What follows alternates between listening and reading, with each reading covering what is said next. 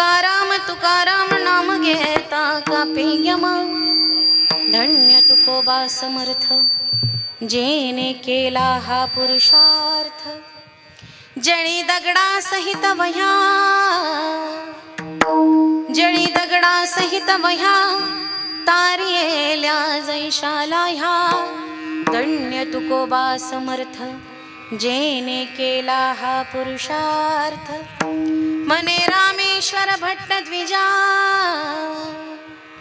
मने रामेश्वर भट्ट द्विजा तुका विष्णू नाही दुजा. धन्य तुकोबा समर्थ जेने केला हा पुरुषार्थ. विठ्ठल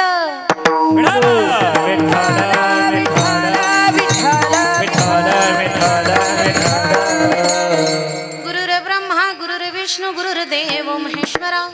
गुरु साक्षात परब्रह्म तस्मै श्री गुरुवे नमः. तुझे अमृताचे पाय, तुझे अमृताचे पाय वाट मस्तकी धरावे. इंच गिरिपंथी दादा अप्पा भाऊ तुम्हा नित्य स्मरावे. महायोग पीठे तठे भीमरथ्यम वरम पुंडरीकाय धातुं मुनींद्रे. समागत्य तिष्ठन्तमानंद कंदम परब्रह्मलिंगं भजे पांडुरंगाकारो प्रथम नमन. पांडुरंगाकारो प्रथम नमन. दुसरे चरण संताजिया, दुसरे चरण संताजिया.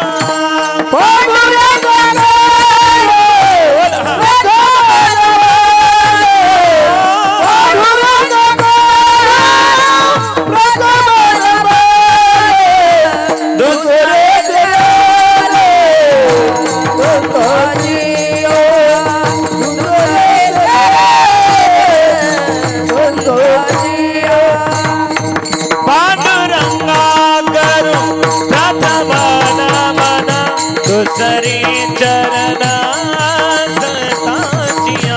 त्यांच्या कृपादाने कथिता विस्तारू बाबाजी सद्गुरू दास तुका.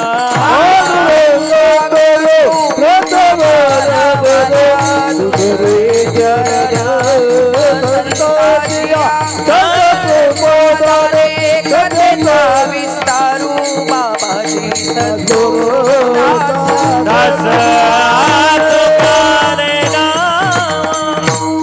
पांडुरंगा करू प्रथम नमन दुसरे चरण संतांचिया. त्यांच्या कृपादाने कथेचा विस्तारू बाबाजी सद्गुरुदास तुका. जिथे ज्ञान विज्ञान संजीव होते, तिथे योग विद्येस सामर्थ्य येते. जिथे मानवाला मिळे मोक्ष गाथा, तुझ्या पायरीशी सदा नुमर माता. मस्तक हे पाया, मस्तक हे पायावरी, मस्तक हे पायावरी, मस्तक हे पाया. हे यावर कधी संताजा, यावर कधी संताजा. वार करी संताजा, वार करी संताजा, वार करी संताजा, वार करी संताजा. हे मस्तक हे पायावरी,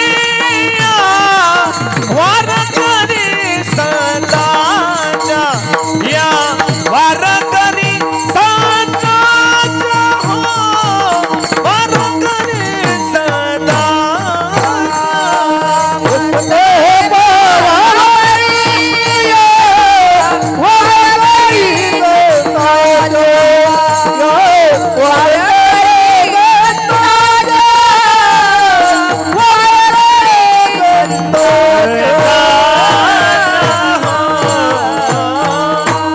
मस्तक हे पायावर यावार करी संतांच्या. नमो ज्ञानेश्वरा नमो ज्ञानेश्वरा निवृत्ती उदारा सोपान देवा. मुक्ताबाई नमो त्रिभुवन पावनी आद्यत्रय जननी देवाची. व्रिजमना प्रियतम बाल मुकुंदम राधारमणं हरे हरे राधारमणं हरे हरे केसरतिलकं कृष्णावरणं केसरतिलकं कृष्णावरणं राधारमणं हरे हरे राधारमणं हरे हरे रंगा येईवो येई रंगा येईवो येई रंगा येईवो रंगा येईवो रंगा येईवो येई रंगा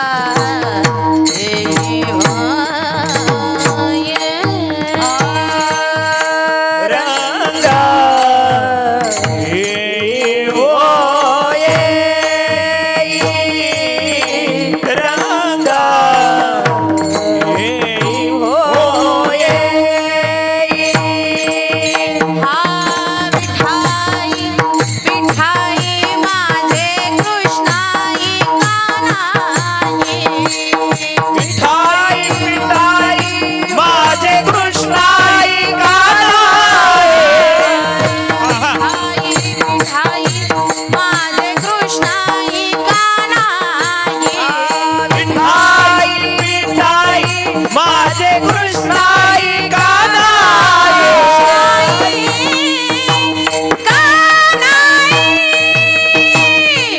रंगा येईवो येई रंगा येईवो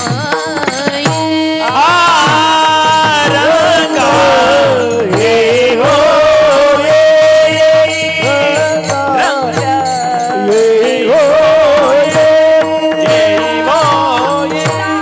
येईवो रंगा येईवो येई विठाई पिठाई कृष्णाई कान्हाई रंगा येईवो येई रंगा येईवो येई ज्ञानशं ज्ञानमूर्तिं च साक्षात् प्रेम स्वरूपिणं नामदेवं च दयामूर्तिं नाथं वंदे पुनः पुनः ओ श्री संतांची ये माता चरणावर श्री संताची संताची ये माता चरणावर श्री संताची माता चरणावर श्री संताची माता चरणावर अष्टांग कर दंडवत अष्टांग कर दंडवत विश्रांती पावला संभाळ उतरे वरदांतरी प्रेम सुख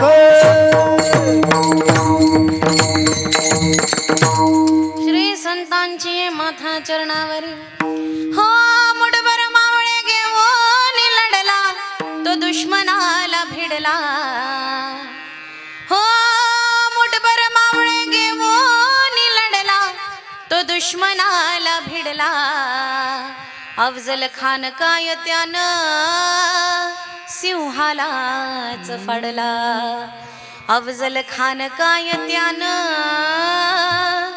सिंहालाच फाडला करीते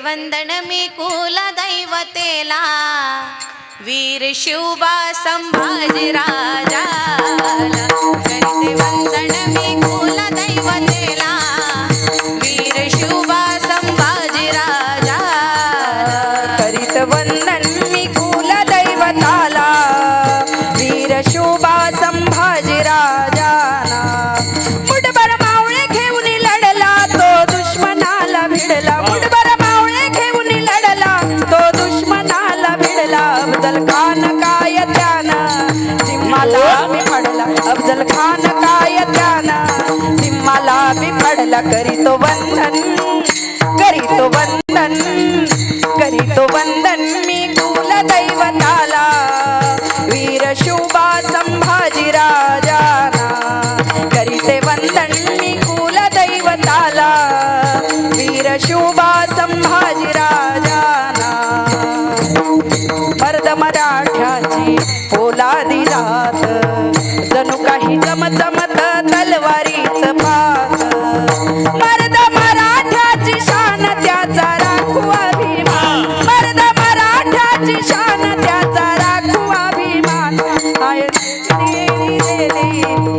चित्त केला करीते वंदन करीते वंदन करीते वंदन मी कुलदैवताला वीर शुभा संभाजी राजाना करीते वंदन मी कुलदैवताला वीर शुभा संभाजी राजाना वीर शुभा संभाजी राजाना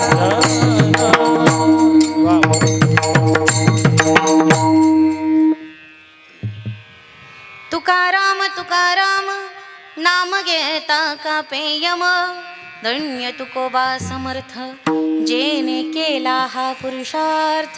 आज या ठिकाणी प्राप्तस्थळी प्राप्त प्रसंगी कीर्तनरूपी सेवेकरता घेतलेला अभंग, ज्या थोर महात्म्याला जीवन जगेपर्यंत ज्यांनी अगणित त्रास दिला, पण त्रास दिल्यानंतर तुकोबाराय काय ज्यांना कळाले असे देहूचे रामेश्वर भट्ट यांचा 4 चरणाचा तुकोबारायांची महती सांगणारा अभंग सेवेकरता घेतलेला. विठ्ठल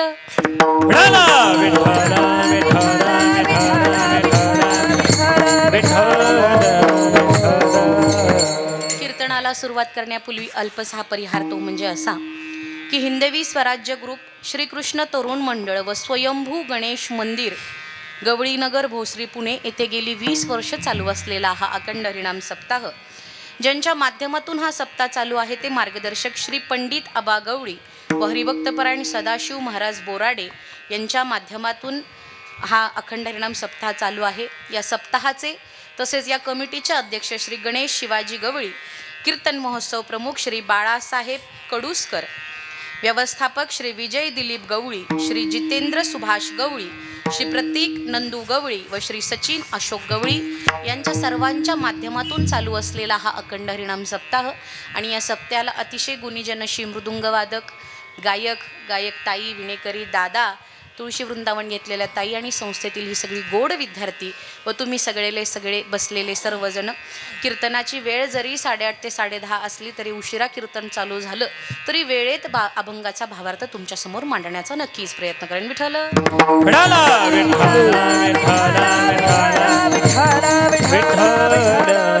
अभंगाच्या माध्यमातून रामेश्वर भट्ट सांगतायत, तुकाराम तुकाराम नाम घेता का पेयम. ज्या महात्म्याचं नाव घेतल्यानंतर शेजापाजाराला, घरातल्यांना, पाहुण्यारावळ्याला थरकाप सुटेल असं नाही.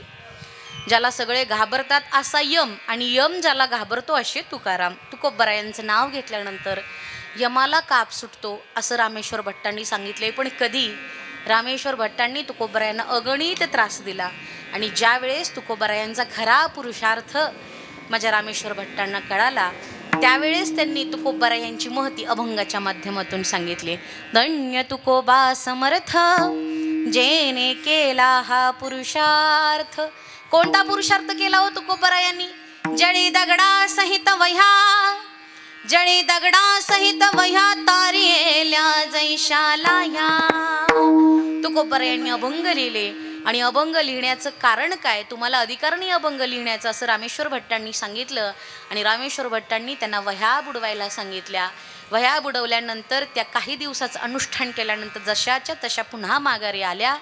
रामेश्वर भट्टांना कळालं की आपण चुकीच्या माणसाची निंदा केली आहे, लक्षात ठेवा. आणि ज्या वेळेस त्या वह्यावरती आल्या त्यावेळेस रामेश्वर भट्ट म्हणतात, मने रामेश्वर भट्ट द्विजा तुका विष्णू नाही दुजा. भगवान म्हणजे तुकोबाराय आणि तुकोबाराय म्हणजे भगवान, असं रामेश्वर भट्टांनी तुकोबारायांची महती या 4 चरणाच्या अभंगामध्ये सांगितले. विठ्ठल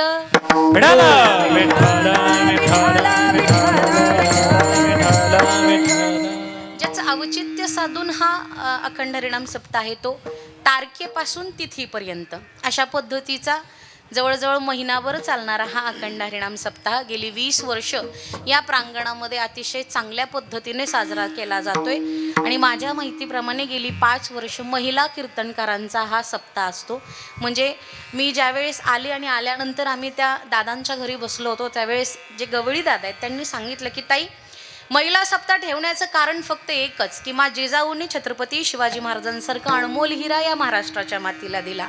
मग सईबाईंनी धर्मवीर संभाजीराजांसारखा अनमोल हिरा महाराष्ट्राच्या मातीला दिला. म्हणजे स्त्रीने जर ठरवलं तर स्त्री अशक्यही शक्य करू शकते. म्हणून जिजाऊ आऊसाहेबांचं एक आगळाने वेगळं स्वरूप आम्ही डोळ्यासमोर घेतलं आणि गेली 5 वर्षापासून या प्रांगणामध्ये अखंड हरिनाम सप्ताह महिला कीर्तनकारांच्या माध्यमातून हा होतोय. अतिशय गोड वाटलं ऐकून दादांच्या मनामध्ये छत्रपती शिवाजी महाराजांच्या विषयी असलेलं प्रेम. शिवाय ते गेल्यानंतर ज्या दादांच्या घरी आम्ही बसलो होतो त्यांनी सांगितलं होतं की धर्मवीर संभाजी महाराजांचा बलिदान मास संपेपर्यंत त्यांचा उपवास असतो.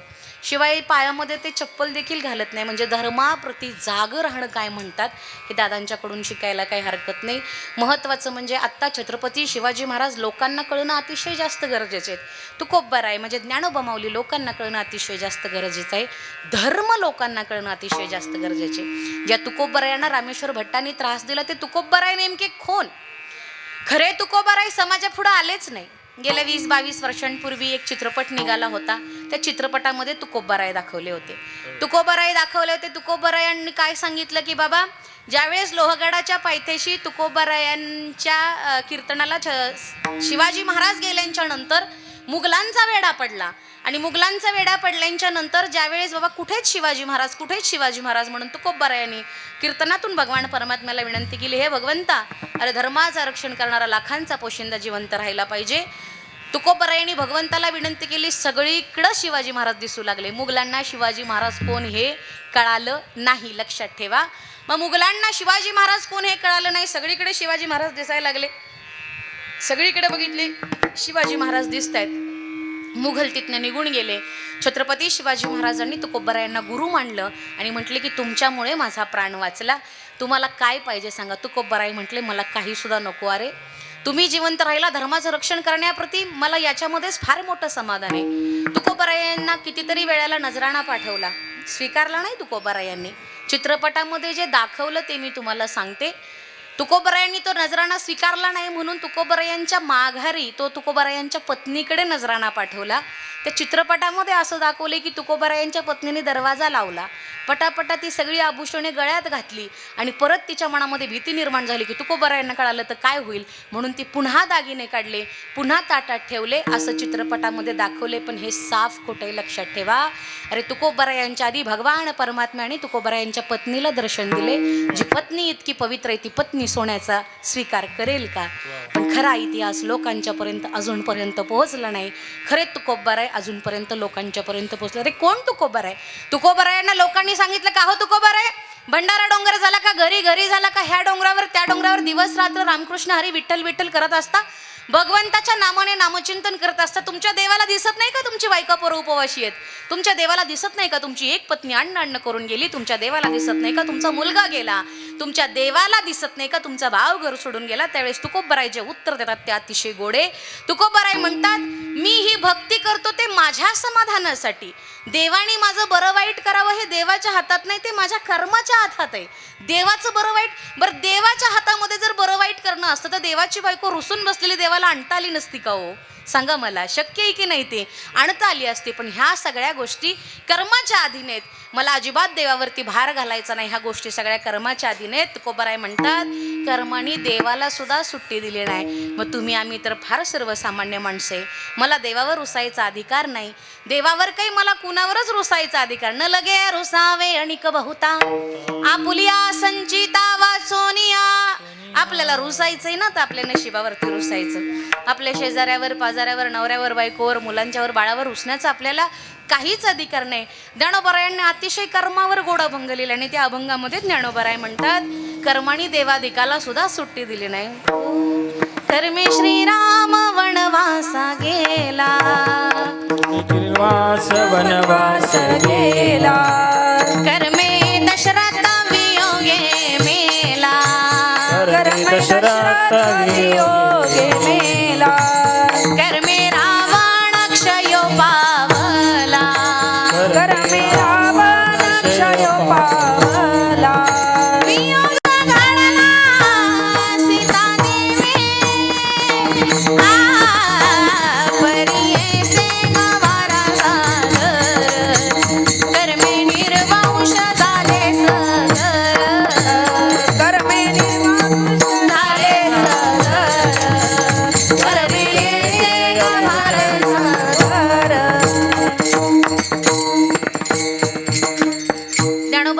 अभंगामध्ये म्हणतात, कर्मे श्रीराम वनवास गेला.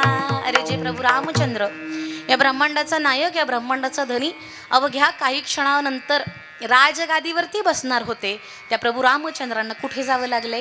वनवासाला जावं लागले. का वनवासाला जावं लागले? प्रत्येकाला माहिती आहे की मा कैकेयीने एका वराने भरताला गादी मागितली आणि एका वराने प्रभू रामचंद्रांना वनवास मागितला.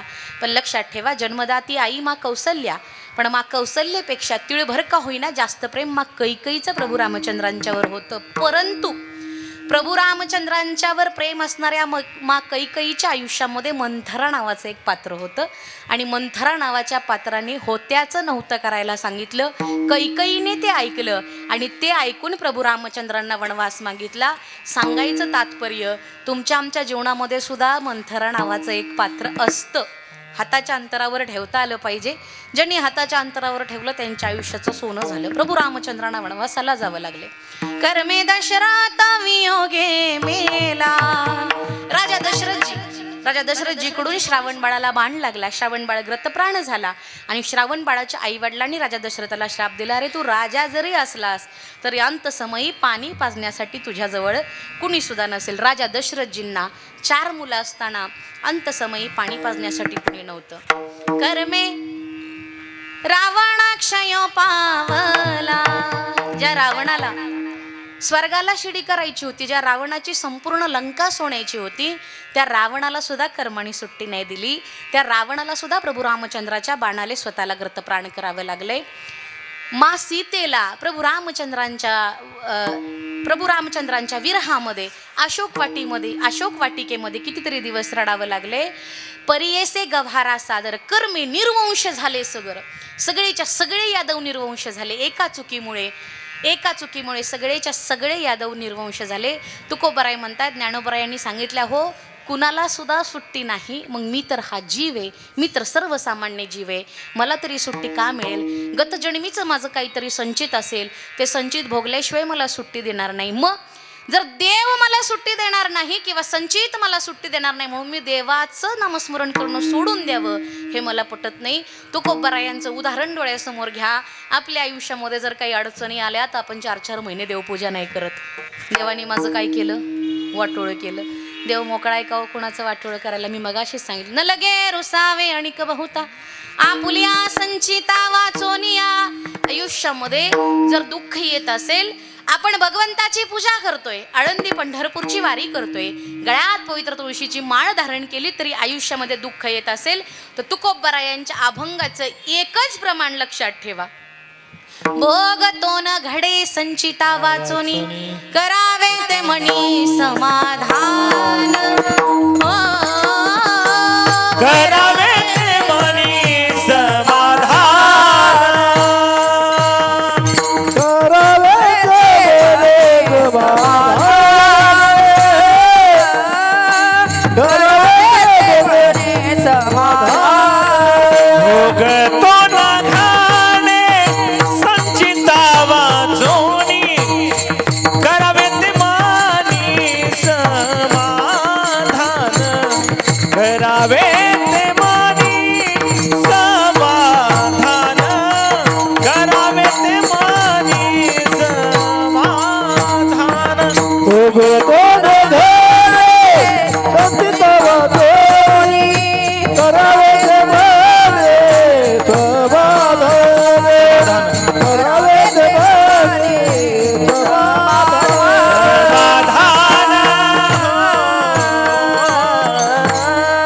भोगतो न घडे संचिता वाचोनी करावे ते मनी समाधान. हो, करावे ते मनी समाधान. आपल्या आयुष्यामध्ये ज्या काही गोष्टी आहेत त्या भोगाच्या आधीने लक्षात ठेवा. भोग तो नगडे संचिता वाचोनी, मनामध्ये समाधान करता आलं पाहिजे. हल्ली लोक फार अस्वस्थ झालेत, इतकी अस्वस्थ झालेत की एकमेकांशी बोलायला तयार नाही. ज्यावेळेस आम्ही लहान होतो आणि आम्ही लहान असताना एखादा पाहुणा जर घरी आला तर त्यावेळेस गॅस नावाची पद्धत नव्हतीच म्हणायला काही हरकत नाही. आम्ही ज्यावेळेस लहान होतो त्यावेळेस गॅस ज्याच्या घरात असेल तो फार मोठा श्रीमंत असं समजलं जायचं. टी व्ही ज्याच्या घरात असेल तो फार मोठा श्रीमंत असं समजलं जायचं. पाहुणा आला की पाहुण्याला बसायला त्या सारवलेल्या घरामध्ये पाहुण्याला बसायला घोंगडं टाकायला जायचं. घोंगड्यावरती पाहुणा बसायचा. घरातल्या महिला मंडळ, पुरुष, आबाल, वृद्ध त्यांना घरातल्या सगळ्या माहिती विचारत होत्या. काय बाबा, मुलं बाळं बरी आहेत का, शेतीवाडी बरी आहे का, गुरंढोरं बरी आहेत का, चूल पेटवायची, चुलीवरती चहा ठेवायचा, तो चहा गाळेपर्यंत शेजारची माणसं यायची आणि पाहुण्याची चौकशी करायची. आत्ता पाहुणा घरात आला तर घरातल्या माणसांना आलेला सुद्धा कळत नाही, त्याला ओरडून सांगायला लागतोय, अहो मी आलोय, कुणीतरी बाहेर या. बरोबर आहे का? दुसरी महत्त्वाची गोष्ट, माणसं इतकी अस्वस्थ झालेत, एकमेकांशी बोलायला तयार नाहीत. पाहुण्याचा एक पाय घरात, पाहुण्याचा एक पाय बाहेर, पाहुण्याचा एक पाय घरात आणि पाहुण्याचा एक पाय बाहेर. पाहुणा आल्याला विचारतो, ते सगळं जाऊ द्या, तुमच्याकडे बारीक पिनचा चार्जर आहे का? त्याच्या मोबाईलची बॅटरी डाऊन आहे, तो अस्वस्थ आहे. बरोबर आहे का? पहिली माणसं सगळं विचारायची, पोरं बाळं बरी आहेत का, शेतीवाडी बरी आहे का, गुरंढोरं बरी आहेत का. आता बारीक पिनचा चार्जर मागते पाहुणं. कशासाठी? त्याच्या फोनची बॅटरी अस्वस्थ आहे. पहिले 2 माणसं जरी बसली तरी रात्र गप्पा मारायची, आता 100 बसली तरी गप्पा मारत नाहीत. एक हे त्याच्याकडे बघत नाही, ते त्याच्याकडे बघत नाही, ते फक्त खाली. सत्य परिस्थिती आहे, लक्षात ठेवा. ज्ञानोबा सांगतात की कसं बोलायचं लोकांना कळलं पाहिजे. साचा आणि मवाळ, मिथिले आणि रसाळ, शब्द जैसे कल्लोळ अमृताचे. कसं बोलायचं लोकांना कळलं पाहिजे. हल्ली लोकांना कसं बोलायचं कळत नाही. एक जण फार आजारी होते, त्यांना तपासण्यासाठी डॉक्टर घरी आले. डॉक्टरांनी त्यांना व्यवस्थितरित्या तपासले. डॉक्टरांनी सांगितलं, हे बघा, चांगलं खात जा. चांगलं खात जा म्हणजे काय खात जा? ड्रायफ्रूट्स खात जा, काजू, बदाम, काळे मनुके, खजूर, भाजीपाले खात जा, गाजराचं सूप पीत जा. जर तुम्ही ह्या सगळ्या चांगल्या गोष्टी खाल्ल्या तर तुम्हाला गोळ्या औषधं खायची गरज नाही, तुम्ही याच्यावरती बरे व्हाल. बायको आज स्वयंपाक करत होती, ती पळत बाहेर आली, हो हो डॉक्टर, मी कंटाळली सांगून, तुम्ही सांगा चांगलं खात जा. असं चांगलं नाही खाल्लं का मग डॉक्टरच्या मड्यावर पैसे घालायला लागते. साचा आणि मवाळ, मिथिले आणि रसाळ, शब्द जैसे कल्लोळ अमृताचे. काय बोलावं आणि कसं बोलावं हे ज्ञानोबरायांनी ज्ञानेश्वरीमध्ये सांगितले. हल्ली माणसं काय बोलतील, कसं बोलतील अजिबात नाही. एकाला देव प्रसन्न झाला आणि प्रसन्न झालेला देव म्हणतो, तुला काय पाहिजे माग, पण लक्षात ठेव, तुला जे मी देणार ते शेजाऱ्याला डबल देणार आहे, मग विचार करून माग. आता शेजाऱ्याला डबल देणार आहे म्हणून ह्याला भेटते त्याच्यात ह्याचा आनंद नाही, पण शेजाऱ्याला देणार ह्याचं दुःख लय मोठं आहे त्याला. बरं काय देणार देवा? मला वचन द्या. काय वचन देऊ का बाबा? मला जे देणार ते शेजाऱ्याला डबल देणार. हो म्हणले, मी वचन देतो. अरे मी देव आहे लगा, मी खोटं कसं काय बोलेल? बरं म्हणला, देवा खरं का? हो. माझा एक डोळा जाऊ द्या म्हणजे शेजाऱ्याचं किती जातील? 2. माझा एक पाय जाऊ द्या म्हणजे शेजाऱ्याचं किती जातील? 2. साचा आणि मवाळ, मिथिले आणि रसाळ, शब्द जैसे कल्लोळ अमृताचे. ज्या साधू संतांच्या, ज्या छत्रपती शिवाजी महाराजांच्या मुळे हा महाराष्ट्र जिवंत आहे. त्यांनी संस्कृती जपली पाहिजे, त्यांनी धर्म जपला पाहिजे. लक्षात ठेवा. जुनी माणसं मी सांगितलं आल्यानंतर तोंड भरून बोलत होती, आता माणसं एकमेकांशी बोलायला तयार नाही. माणसामध्ये माणुसकी शिल्लक न राहिली. साने गुरुजींनी एक धर्म सांगितला, खरा तो एकची धर्म, जगाला प्रेम अर्पावे. तुम्हाला जगावरती प्रेम करता आलं पाहिजे.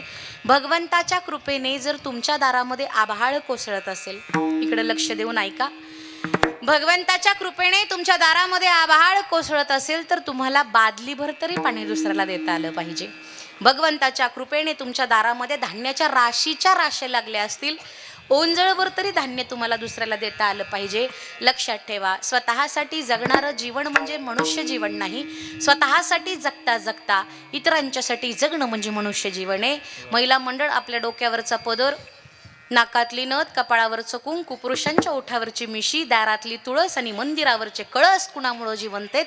तर ते छत्रपती शिवाजी महाराजांच्यामुळं जिवंत आहेत. लक्षात ठेवा. छत्रपती शिवाजी महाराजांना स्वतःसाठी जगता आलं नसतं का हो?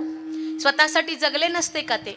ज्या वेळेस जिजाभाऊ साहेबांचा विवाह झाला आणि लखोजी जाधवांची कन्या भोसलेंच्या घराण्यात आली. आणि भोसलेंच्या घराण्यात आल्यानंतर प्रत्येक घरामध्ये नवीन सून आल्यानंतर प्रत्येक घरातल्यांची एक इच्छा असते की बाबा लवकर या मुलीच्या पोटी एखादं बाळ जन्माला यावं आणि त्या बाळाने घराचं सगळं वातावरण बदलून टाकावं. पण जिजाऊसाहेबांच्या पोटी जन्माला येणारं बाळ हे घरातलं वातावरण बदलण्यासाठी जन्माला नव्हतं येणार, हे स्वराज्याचं वातावरण घडवण्यासाठी जन्माला येणार होतं. ज्यावेळेस जिजाऊसाहेबांना कळालं का त्या स्वतः गर्भवती आहेत, त्यावेळेस त्यांनी रोज कुशीवरून हात फिरवावा आणि बाळाला सांगावं, हे बाळा, अरे तुला जन्माला घालते ती लोकसंख्या वाढवण्यासाठी नाही, तुला जन्माला घालते ती हिंदूंची जमीनदोस्त झालेली मंदिरं पुन्हा उभी करण्यासाठी, तुला जन्माला घालते ती प्रत्येक घरावरचा भगवा पुन्हा लहरवण्यासाठी, तुला जन्माला घालते ती आया बहिणींची अब्रू वाचवण्यासाठी, तुला जन्माला घालते ते स्वराज्याचं रक्षण करण्यासाठी. जिजाऊंनी छत्रपती शिवाजी महाराजांसारखा अनमोल हिरा तुमच्या आमच्या सर्वसामान्यांच्या पदरामध्ये टाकला आणि हिंदूंची जमीनदोस्त झालेली मंदिरं पुन्हा उभं करण्याचं काम छत्रपती शिवाजी महाराजांनी केलं. छत्रपती शिवाजी महाराज जन्माला आले त्यावेळेचा काळ कसा होता ऐका. एका रात्री सह्यागिरी हसला हा हा हा हा हे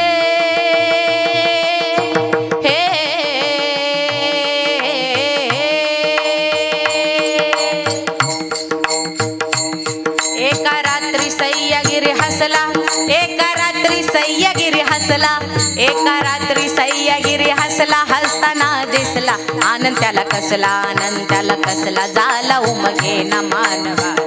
रात्रीच्या गर्धा अंधाराला चिरून सूर्योदय कसा झाला, अरबी सागराचा चेहरा खुलला, बोध बघा झाला मानवाला रे, बोध बघा झाला मानवाला रे, बोध बघा झाला मानवाला रे.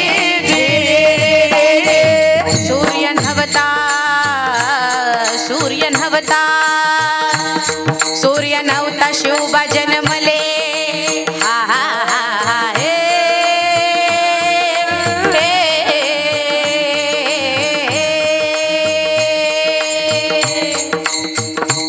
सूर्य नव्हता शिवबा जन्मले, विश्व आनंदले गाऊ लागले आगळा होता त्यांच्या गाण्याचा थाट, काढली शाहिरान त्यातूनच वाट, अमीर शाहीर शिवबाचा गाठ, अमीर शाहीर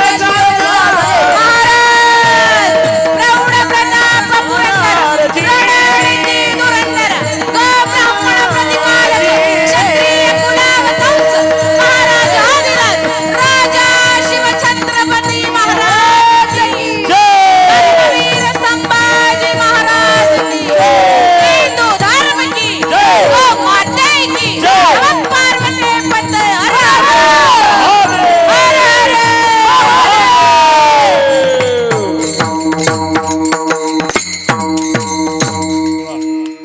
असा होता छत्रपती शिवाजी महाराजांच्या सारखा राजा. ऐका, छत्रपती शिवाजी महाराजांची जयंती रोज झाली पाहिजे, तिथीनुसार नाही, तारखेनुसार नाही, परंपरेनुसार नाही, रोज झाली पाहिजे. पण छत्रपती शिवाजी महाराजांची खरी जयंती म्हणजे आचरण आहे, लक्षात ठेवा.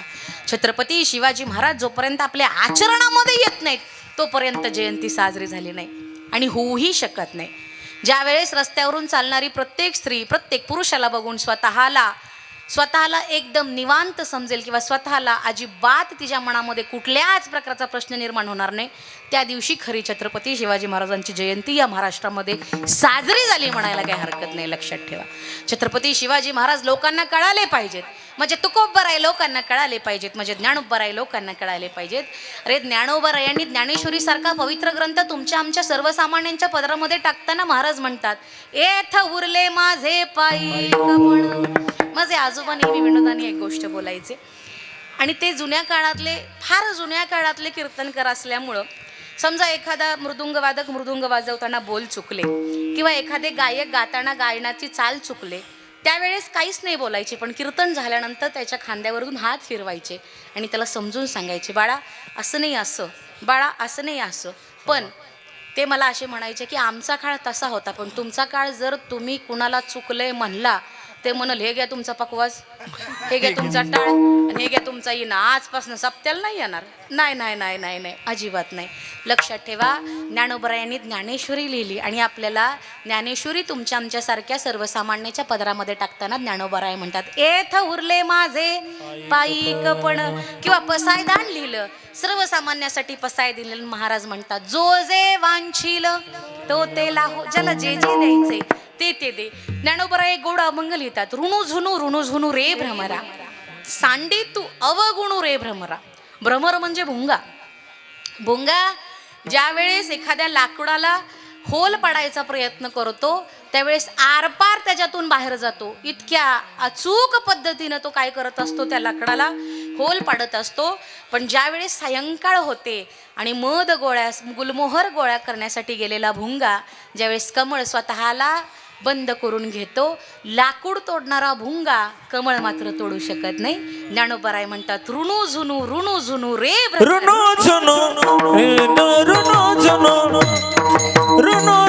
रे भमरा, सांडित अवगुणू रे भमरा. सांडी तू अवगुणू रे भ्रमरा. अरे जो भुंगा कडक लाकूड आरपार छेदून पलीकडे जाऊ शकतो, तो भुंगा कमळाच्या कोवळ्या पातळ्या तोडू शकत नाही. माणसाने आपलं मन त्या पद्धतीनं केलं पाहिजे. त्याच्यावर शब्दशः अर्थ लावण्याचा प्रयत्न जर असा केला की आपण एखादं जनावर पाळलं असेल आणि ते जनावर जर मारकं असेल तर 4 लोकांमधून जाताना ते जनावर आपण धरतो की सोडून देतो? धरून ठेवतो. का? आपल्या जनावरामुळे कोणाला इजा नाही पोचली पाहिजे, आपल्या जनावरामुळे कोणाचं पीक पाणी नाही गेलं पाहिजे. पण ज्यावेळेस मोकळं पटांगण येतो त्यावेळेस आपण ते जनावरती सोडून जातो. त्या उलट ज्यावेळेस आपण चहा पितो, आपल्या कपातला चहा खाली सांडला तर तो आपल्याला भरता येत नाही. लक्षात ठेवा, ज्ञानोबराय म्हणतात, तुझे अवगुण सांडण्यासारखे भरायचे नाही, सोडून द्यायचेत, जे तुला पुन्हा भरता नाही आले पाहिजेत. असा शब्दशः अर्थ माझे ज्ञानोबराय सांगतात. खरे ज्ञानोबराय तुम्हाला आम्हाला कळलेच नाही हो, खरे तुकोबराय तुम्हाला आम्हाला कळलेच नाही. अरे देव साधू संतांच्या घरी आला, देव कुणाच्याही घरी येत नाही. एका हाकेवरती देवानी साधू संतांच्या घरी यावं.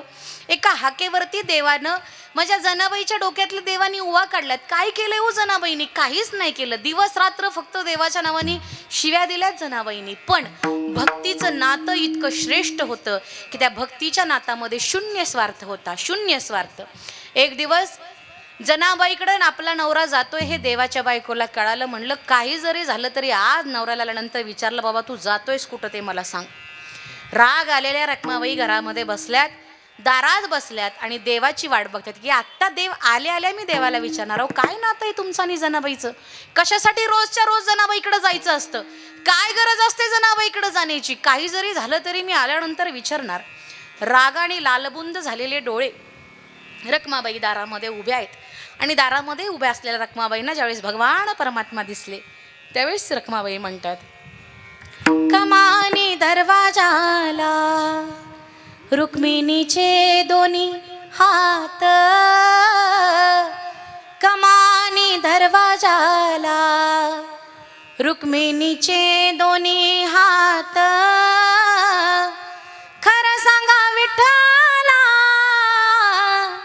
जनाई शिकायनात खरं सांगा विठ्ठला जनाई शिकायनात विठ्ठल म्हणे रुक्मिणीला देग अंघोळीला पाणी विठ्ठल म्हणे रुक्मिणीला देग अंघोळीला पाणी मी कशाला देऊ पाणी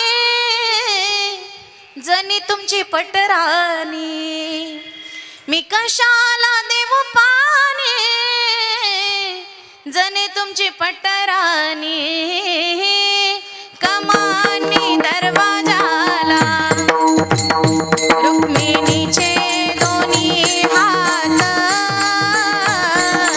कमानी दरवाजाला रुक्मिणीचे दोन्ही हात करा सांगा विठ्ठला जनाई शिकायनात खरं सांगा विठ्ठला जनाई शिकायनात कमानी दरवाजाला रुक्मिणीचे हात कमानी दरवाजाला रुक्मिणीचे हात खरं सांग विठ्ठला जनाई शिकायनात खरं सांग विठ्ठला हे जना शिकायनात कमानी दरवाजाला रुक्मिणीचे दोन्ही हात कमानी दरवाजाला रुक्मिणीचे दोन्ही हात हो,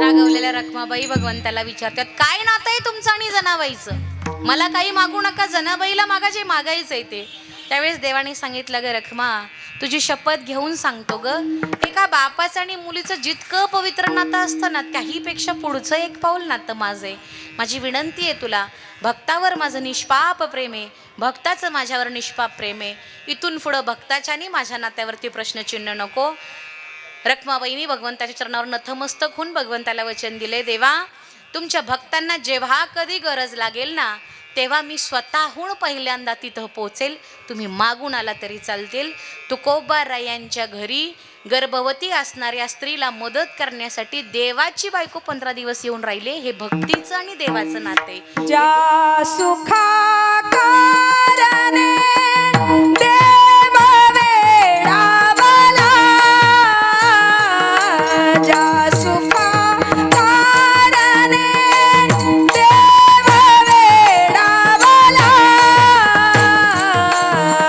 वैकुंठ सोडोनी संत सदनी राहिला देव संत सदनी राहिला देव संत सदनी राहिला या सुखा कारणे देव वेडावला वैकुंठ सोडोनी संत सदनी राहिला वैकुंठ सोडोनी संत सदनी राहिला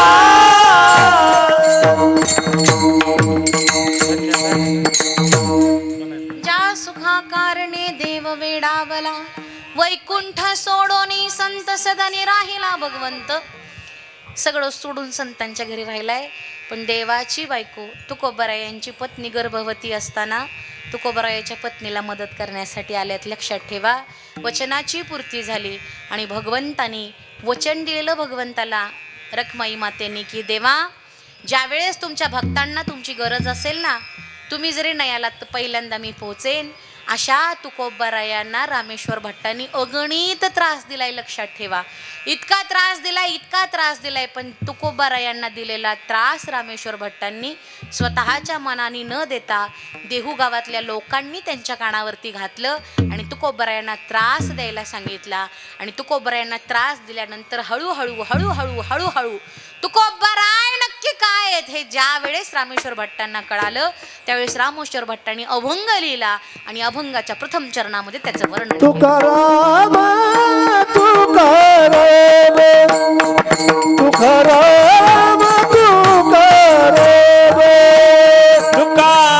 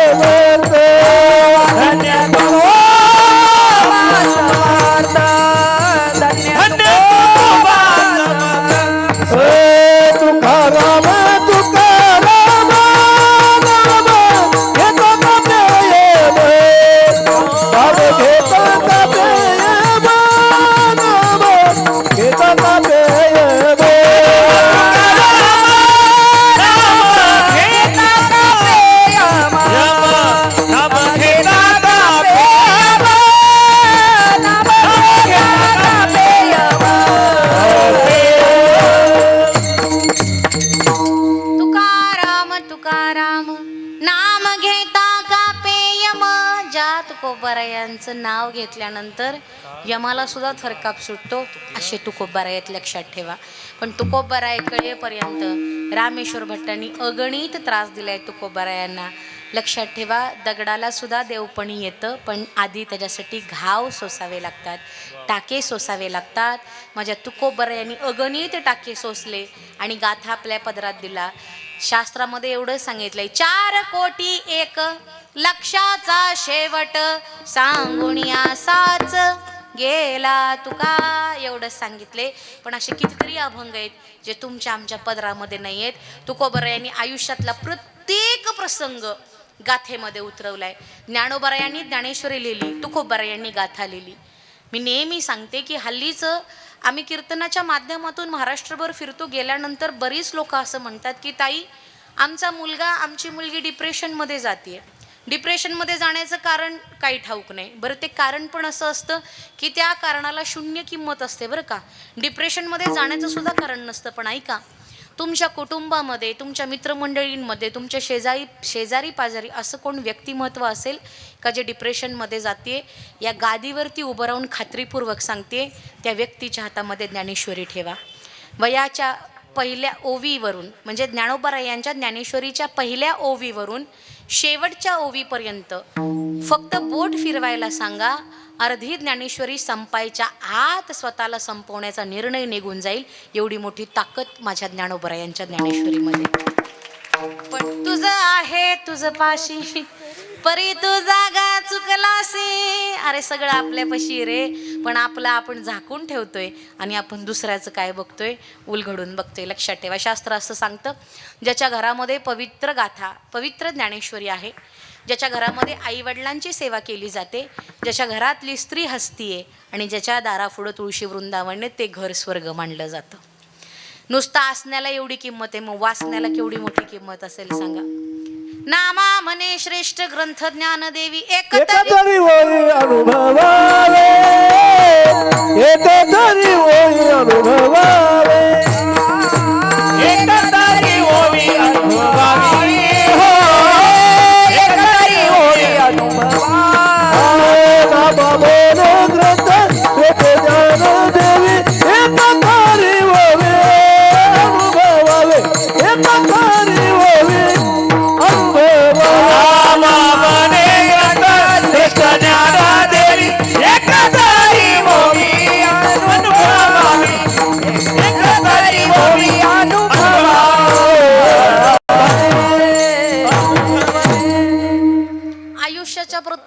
दुःखाचं उत्तर माझ्या ज्ञानोबरायांच्या ज्ञानेश्वरीमध्ये, आयुष्यातील प्रत्येक दुःखाचं उत्तर माझ्या तुकोबरायांच्या गाथेमध्ये. पण मी सांगितलं तुझं आहे तुझं पाशी परी तू जागा चुकलाशी. अरे ज्या माणसाला लिहिता वाचता येत नाही अशा माणसाने ज्ञानेश्वरीच्या पहिल्या ओवीपासून 15व्या ओवीपर्यंत फक्त गणेशाची स्तुती आहे.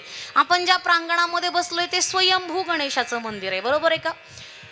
गणपती बाप्पाला हिंदू धर्मामध्ये प्रथम स्थान कशामुळे मिळालं हो? ज्यावेळेस सगळ्या देवांची मिटिंग बसली आणि सांगितलं बाबा ह्या पृथ्वीला 7 प्रदक्षिणा घालून जो पहिल्यांदा माघारी येईल तो सगळ्यात श्रेष्ठ देव. सगळ्यांनी वाहनं काढली, प्रदक्षिणा घालायला सुरुवात केली. गणपती बाप्पांनी शंकर भगवान आणि पार्वती मैया बसले होते, त्यांना प्रदक्षिणा घातली, चरणावरती नतमस्तक झाले. गणपती बाप्पाला पार्वती मैया विचारतात, अरे गणा या पृथ्वीला प्रदक्षिणा घालणारा श्रेष्ठ देव तू आम्हाला कशी काय प्रदक्षिणा घातली? त्यावेळेस गणपती बाप्पांनी उत्तर दिलं की माझ्यासाठी सगळं ब्रह्मांडाचं दर्शन म्हणजे माझ्या आई वडिलांचं चरण आहे.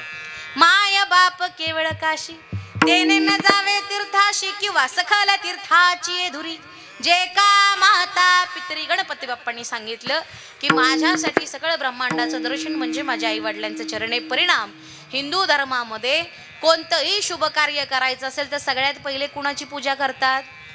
आई वडिलांची सेवा करणाऱ्याचं पूजन पहिल्यांदा केलं जातं. एवढी मोठी ताकद आई वडिलांच्या सेवेमध्ये, लक्षात ठेवा. मग ती गणेशाची स्तुती आहे. ओवीची पहिली ज्ञानेश्वरीची पहिली ओवी ते 15व्या ओवीपर्यंत ओम नमो जी आद्या वेद प्रतिपाद्या. पहिल्या ओवीपासून 15व्या ओवीपर्यंत फक्त बोट जरी फिरवलं तरी 6 महिन्यामध्ये ज्याला लिहिता वाचता येत नाही असा ज्ञानेश्वरीचा ग्रंथ त्याच्यावर कृपा करतो आणि त्याला ज्ञानेश्वरी वाचता येते. एवढी मोठी ताकद ज्ञानेश्वरीमध्ये आहे.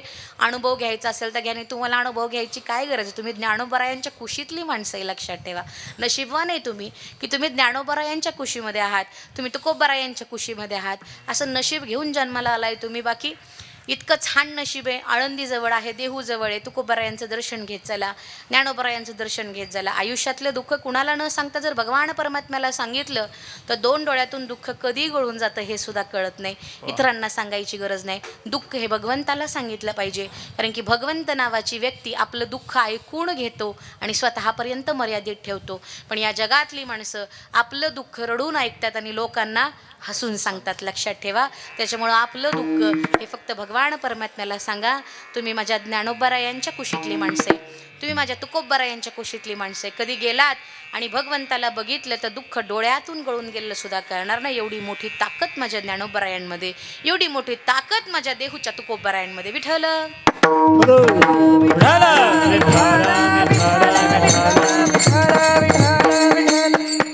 एकदा तुकोबराय डोंगरावरती गेले आणि डोंगरावरती गेलेल्या तुकोबरायांना भाकरी पोचवण्याचं काम तुकोबरायांच्या पत्नीकडे होतं. भाकरी पोचवायला गेल्यानंतर पायामध्ये काटा रुतला. ज्यावेळेस काटा रुतला त्यावेळेस त्या खाली बसल्या आणि आजूबाजूला मदत मागायसाठी फिरत होत्या. मदत मागायसाठी फिरलेल्या असल्यानंतर तिथं एक मुलगा दिसला. गुराख्याचा वेश होता, हातामध्ये काठी होती, काठीला शिदोरी होती आणि हाक मारली, अरे बाळा इकडे ये, माझ्या पायातला काटा काढ. पायातला काटा काढणारा बालक नव्हता, तर जगाचा नायक होता, ब्रह्मांडाचा नायक होता, माझा भगवान परमात्मा होता. तिथं गेले आणि म्हणले काय झालंय? काटा रुतलाय. येतो का रे बाळा तुला काढता? तू म्हणला मी चांगल्या चांगल्यांचा काढलाय. काय? कारण की तो कोण होता? तो देव होता ना. भगवान परमात्म्याने तुकोबरायांच्या पत्नीचा पाय स्वतःच्या मांडीवरती घेतलाय. काटा काढायला पहिल्यांदा पाय ओला करतात. पाण्याने करतात का हो? थुंकी लावतात तिथं आणि थुंकीने ओला करतात. जगाच्या मालकाने पहिल्यांदा हाताने साफ केला पाय आणि माझ्या जिजाऊबाईच्या पायाची माती तोंडामध्ये लावली आणि पुन्हा तो साफ केला. जगाच्या मालकाने तो काटा हाताने नाही, दाताने, अक्षरशः दाताने माझ्या जिजाऊ आऊसाहेबांच्या पायातला काटा काढला. मला सांगा, जी तुकोबरायांची पत्नी इतकी पवित्र आहे, तुकोबराय किती पवित्र असतील? ज्यावेळेस तुकोबराय रामेश्वर भट्टांना कळालेत त्यावेळेस रामेश्वर भट्टांनी तुकोबरायांची महती अभंगाच्या 2ऱ्या चरणात. धन्य तुकोबा समर्थ, धन्य तुकोबा समर्थ, धन्य तुकोबा समर्थ, धन्य तुकोबा समर्थ, धन्य तुकोबा समर्थ, धन्य तुकोबा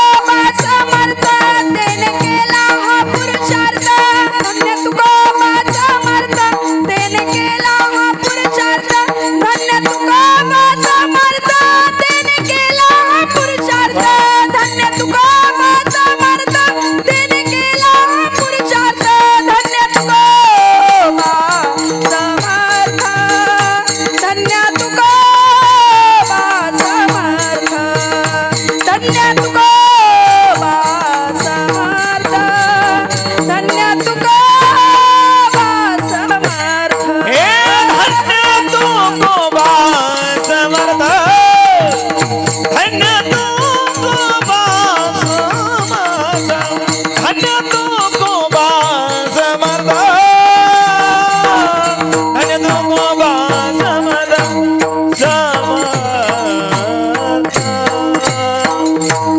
धन्य तुकोबा समर्थ जेने केला हा पुरुषार्थ. अरे जगाच्या मालकाची बायको स्वतःच्या घरामध्ये येऊन भाकरी करते. जगाचा मालक ज्या पत्नीच्या पायामधील काटा काढतो हा साधा पुरुषार्थ नाही, लक्षात ठेवा. जन्माला यायचं, नोकरी पाणी करायची, मुलं जन्माला घालणं म्हणजे पुरुषार्थ नाही. माझ्या तुकोबरायांनी जो पुरुषार्थ केला तो आजपर्यंत कोणी पुरुषार्थ करू शकला नाही, लक्षात ठेवा. प्रत्येकाला असं वाटतं की ज्यावेळेस तुकोबरायांनी वह्या लिहिल्या त्या तुकोबरायांनी अभंग लिहिले. रामेश्वर भट्ट आले, रामेश्वर भट्टाने सांगितलं उचला त्या वह्याने पाण्यात बुडवा. साफ खोटं आहे, लक्षात ठेवा. रामेश्वर भट्टांनी स्वतःहून वह्या बुडवायला सांगितलं नाही. रामेश्वर भट्टांना गावातल्या लोकांनी सांगितलं, अहो तुम्ही ब्राह्मण आहे, बरं वेद लिहिण्याचा वेद बोलण्याचा अधिकार फक्त ब्राह्मणांना आहे. तुकोबरायांनी कसे काय अभंग लिहिले, तुमचं लक्ष कुठे? दरवेळेला गोष्टी टाळत गेले, दरवेळेला गोष्टी टाळत गेले. पण समाजाने इतका त्रास दिला, इतका त्रास दिला, इतका त्रास दिला की शेवटी अखेर रामेश्वर भट्टांना निरोप पोचवावा लागलाय तुकोबरायांकडे. ओ तुकोबराय, आता बास करा, बांधा त्या सगळ्या वह्या आणि ठेवून टाका. अजिबात तुम्हाला आता लिहायचा अधिकार नाही. पण तुकोबरायांनी कधीच भगवंताचं नामचिंतन सोडलं नाही. 1000 वेळा निरोप आले तरी पण नामचिंतन सोडलं नाही. शेवटी रामेश्वर भट्टांनी सांगितलं आता वह्या ठेवायच्या नाहीत, आता वह्या बांधा आणि सगळ्याच्या सगळ्या इंद्राणीच्या डोहामध्ये विसर्जित करण्यासाठी घेऊन चला. साश्रू डोळ्यांनी तुकोबराय घरी आलेत आणि घरी आलेल्या तुकोबरायांनी गाथा बांधल्यात. वह्या बांधत असताना बायको विचारते, का हो कशासाठी वह्या बांधताय? आता वह्या घेऊन फिरायचं चाललंय की काय? माहिती नाही कशासाठी बांधतायत. रडतायत तुकोबराय, साश्रू डोळ्यांनी वह्या बांधतायत. सगळ्या डोळ्याचे थेंब घळघळ घळघळ घळघळ गळून त्या सगळ्या वह्यांच्यावर पडतायत. तुकोबरायांची पत्नी आली, म्हणली का हो कशासाठी रडताय? रामेश्वर भट्टांनी सांगितलं अभंग लिहायचा अधिकार तुम्हाला नाही, वेद फक्त आम्हीच लिहू शकतो. हे आत्ताच्या आत्ता उचलायचं आणि इंद्राणीच्या डोहामध्ये टाकायचे.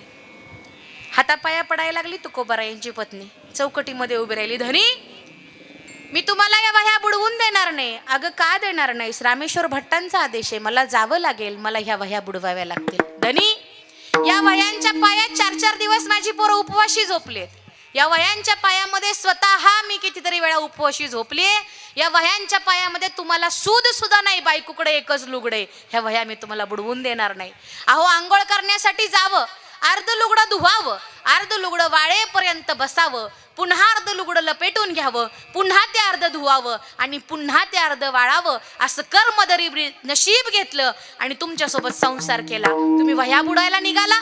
तुम्ही पत्नीचा विचार आतापर्यंत केला नाही, तुम्ही मुलांचा विचार आतापर्यंत केला नाही. मी तुम्हाला नाही जाऊन देणार. धनी, या संसारासाठी या वह्यांसाठी माझ्या संसारावर तुळशीपत्र ठेवलंय मी. या वह्यांसाठी माझ्या संसाराची राख रांगोळी केली मी. रात्री ज्यावेळेस पोरांनी उठावं आणि आई जेवण मागावं, अरे माझ्यासारखी कर्मदरिद्री आई मीच. उठावं, मिठाचा खडा घ्यावा, पाण्यामध्ये बुडवावा आणि पोरांच्या ओठावरून फिरवावा. माझ्या लेकरांनी जिव्हाळी चाटत चाटत झोपावं. अहो तुमच्या वह्यापायी माझी पोरं 4-4 दिवस उपाशी झोपलेत. मी वह्या बुडवून देणार नाही तुम्हाला. कितीतरी विनंती केली पण तुकोबरायांनी तिला मागं ढकललं. इंद्राणीच्या डोहामध्ये गेले आणि वह्या बुडवत असताना भगवान परमात्म्याला आणि मा इंद्रायीने विनंती करतायत, रे भगवंता, अरे तुझे अभंग लिहिताना बायका पोरांचा विचार केला नाही. तुझे अभंग लिहिताना स्वतः किती दिवस उपाशी होतो बघितलं नाही. तुझे अभंग लिहिताना सगळी सावकारकी बुडवली. आता तू ठरवायचंस मला तारायचं का मारायचं. मी काही सुद्धा करणार. तुका म्हणे घात लियावरी भार होईल कैवारी नारायण. तुझ्यावरती भार घातलाय, आता तू ठरवायचंच काय करायचं ते. इंद्रायणीच्या डोहामध्ये वह्या बुडवायच्या आत भगवंताच्या पत्नी इंद्रायणीच्या डोहामध्ये जाऊन बसल्यात आणि वह्या बुडलेल्या इंद्रायणीच्या डोहामध्ये त्या पत्नीने पदराशी गुंडाळल्यात आणि 14 दिवसाचं अनुष्ठान केले तुकोबरायांनी. सगळ्याच्या सगळ्या वह्या हृदयाशी कवटून जगाच्या मालकाची मालकीन इंद्रायणीच्या डोहामध्ये बसली. ह्या जगामध्ये पवित्र नातं जसं आईचं आणि लेकराचं आहे ना, तसं भक्ताचं आणि देवाचं आहे, लक्षात ठेवा. तुकोबरायांनी कशाचीच अपेक्षा केली नाही. 14 दिवसाच्या नंतर जशाच्या तशा वयावरती आल्या आणि हा सगळा किस्सा रामेश्वर भट्टांनी बघितला. अरे वह्या माघारी आल्याच कशा, वह्यावर आल्याच कशा. खरं खरे तुकोबार आहे का हे रामेश्वर भट्टांना कळालं. स्वतःला बंद खोलीमध्ये डांबून घेतलं. अरे अशा देवासारख्या तुकोबारायांना जर मी त्रास दिला असेल तर मला स्वतःला ब्राह्मण म्हणून घेण्याचा काही सुद्धा अधिकार नाही. अरे मी कशा पद्धतीने स्वतःला ब्राह्मण म्हणू शकतो. अरे कोण तुकोबार आहे, कसले तुकोबार आहे म्हणून तुकोबारायांची महती लिहिली. आणि ज्या रामेश्वर भट्टांनी तुकोबारायांना त्रास दिला तेच रामेश्वर भट्ट तुकोबारायांच्या आरतीमध्ये म्हणतात. तुकिता तुलनेशी ब्रह्म तुकाशी आले मनोनी रामेश्वरी चरणी मस्तक ठेविले. रामेश्वर भट्टांनी तुकोबारायांची आरती लिहिली.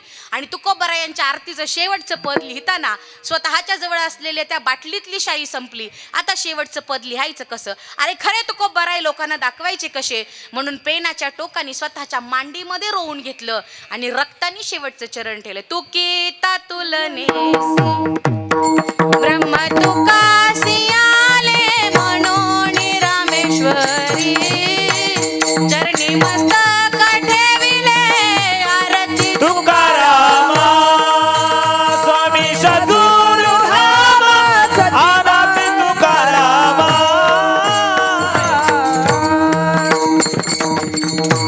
स्वतःच्या रक्ताने शेवटचं चरण लिहिलं. तुकिता तुलनेशी ब्रह्म तुकासी आले मनोनी रामेश्वरी चरणी मस्तक ठेविले. अरे पण आरती लिहिण्याचं कारण काय.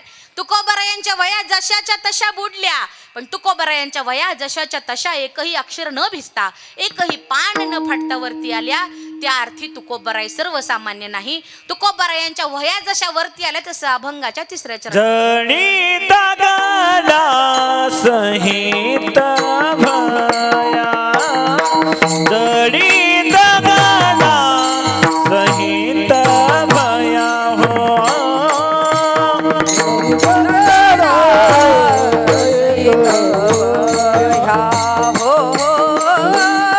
जळी दगडा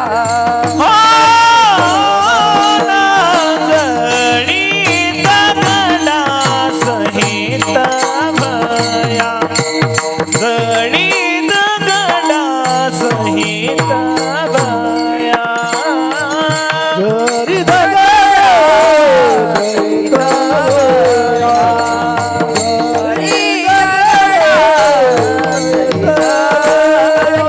तारी येल्या जैशालाया तारी येल्या जैशालाया हो तारी येल्या जैशालाया तारी येल्या जैशालाया धन्या तुकोबा समर्थ धन्या तुकोबा समर्थ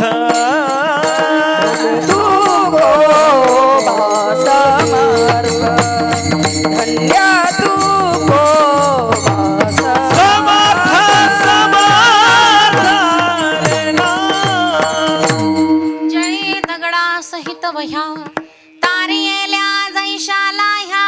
प्रामाणिकपणे केलेलं कार्य त्याची दखल भगवान परमात्म्याला घ्यावं लागते. लक्षात ठेवा. आपण भगवान परमात्म्याकडे जातो त्याच्या चरणावरती नतमस्तक होतो. एखादा नारळ फोडतो नाही तर 10 रुपये दानपेटीमध्ये टाकतो. पण 10 रुपये दानपेटीमध्ये टाकत असताना करोडो रुपयेचं देवाला मागत असतो. बरोबर आहे का. त्याला तुमच्या 10 रुपयाची सुद्धा गरज नाही हो. अनंत हस्ते देता कमलाकराने किती घेशी तू दोकराने. पण त्या उलट अनंत हस्ते नेता कमलाकराने किती रक्षिशी तू दोकराने. देवाने 1000 हातांनी द्यायला सुरुवात केली तर तुम्हाला 2 हातांनी किती घ्यावं कळणार नाही. पण लक्षात ठेवा देवाने 1000 हातांनी घ्यायला सुरुवात केली तर तुम्हाला 2 हातांनी किती ठेवावं हे सुद्धा कळणार नाही. एक सुभाषितकार सुभाषितामध्ये सांगतात. हस्तम पवित्रम यदि दान पुण्यम पादम पवित्रम यदि तीर्थयात्रा मुखम पवित्रम यदि नाम घोषम हृदयम पवित्रम यदि ब्रह्मनिष्ठा. हस्तम पवित्रम यदि दान पुण्यम. तुमच्या हाताला पवित्र तेव्हाच आहे ज्यावेळेस तुम्ही 100 रुपये कमवाल आणि 10 रुपये तुम्ही दान कराल तेव्हाच तुमच्या पैशाला किंमत आहे. लक्षात ठेवा. पादम पवित्रम यदि तीर्थयात्रा.